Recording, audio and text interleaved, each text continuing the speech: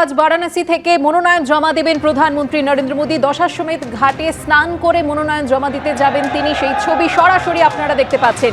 গঙ্গা প্রণাম প্রধানমন্ত্রী। ಮುಖ್ಯವಾಗಿ ಪ್ರಧಾನಿ ನರೇಂದ್ರ ಮೋದಿ ಅವರು ಎನ್ಡಿಎ ನಾಯಕರೊಂದಿಗೆ ಪ್ರಮುಖ ಸಭೆಯನ್ನು ನಡೆಸುತ್ತಾರೆ. ಈ ಒಂದು ಕಾರ್ಯಕ್ರಮ ಐತಿಹಾಸಿಕ ಆಗಿರಬೇಕು. ನಾಮಪತ್ರ ಸಲ್ಲಿಕೆ ಕಾರ್ಯಕ್ರಮ ಐತಿಹಾಸಿಕ ಆಗಿರಬೇಕು. ಮತ್ತೆ उत्तर प्रदेश बिहार राज्यಗಳಲ್ಲಿ दिखता है, कभी उज्जैन के महाकालेश्वर से दिखता है, कभी बाबा विश्वनाथ कॉरिडोर से दिखता है, कभी मां गंगा की आरती से दिखता है और कभी सिद्धि विनायक से दिखता है, तो कभी दक्षिण के मंदिरों से, कभी तिरुपति से, बड़े अन्य जगहों से, कभी नेपाल जाकर पशुपतिनाथ मंदिर से भी दिखता है। तो प्रधानमंत्री लगातार पूजन अर्चन करते हुए मंत्रोच्चार के जरिए जो ब्राह्मण हैं वो पूजा पाठ, जो पुजारी हैं वो करा रहे हैं। प्रधानमंत्री आचमन कर रहे हैं गंगा के जल से।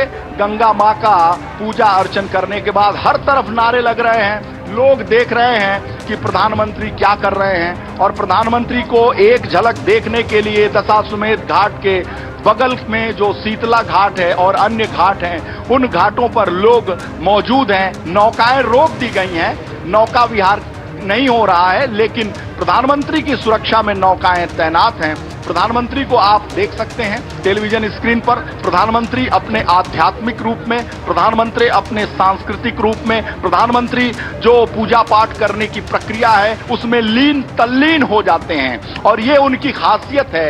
उनकी पूजा प्रक्रिया, विधि विधान को हम देखकर ऐसे प्रभावित होते हैं जैसे लगता है कि प्रधानमंत्री एक तरीके से संत और महात्मा की भूमिका में वो काम करते रहे हैं। प्रधानमंत्री का जो ये रूप है वो आध्यात्मिक रूप है और ऐसा रूप बहुत कम ऐसे राजनेताओं का देखने को मिलता है।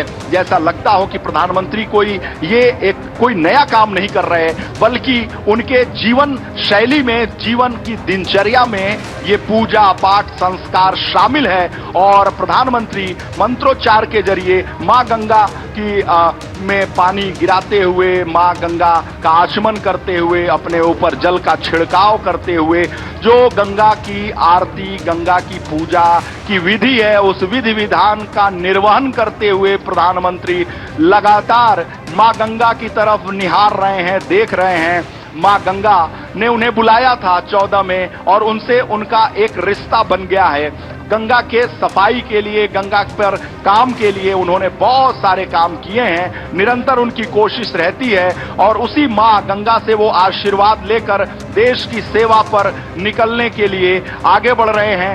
क्योंकि ये चुनाव, लोकतंत्र में चुनाव का बहुत महत्व है और वो गंगा जल में गंगा का पानी गिराते हुए दूध, दही और शहद और फूल पुष्प का जो आचमन है वो करते हुए, गंगा को में प्रवाहित करते हुए।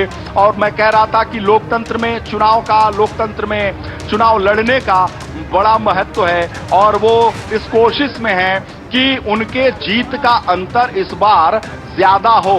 क्योंकि पिछली बार 6,75,000 वोट पाए थे, इस बार 10 लाख वोट पाने का लक्ष्य अमित शाह ने रखा हुआ है। इसके लिए पिछले 3 दिन से वो लगातार बैठकों का दौर यहां चला रहे हैं। मुख्यमंत्री खुद मौजूद हैं योगी आदित्यनाथ वाराणसी में, उनके भी बैठकों का दौर है। और आज तो राजनाथ सिंह, जेपी नड्डा, योगी आदित्यनाथ, अमित शाह, जो एनडीए के जितने प्रमुख घटक हैं उनके नेता, उनसे संबंधित मुख्यमंत्री भी मौजूद हैं।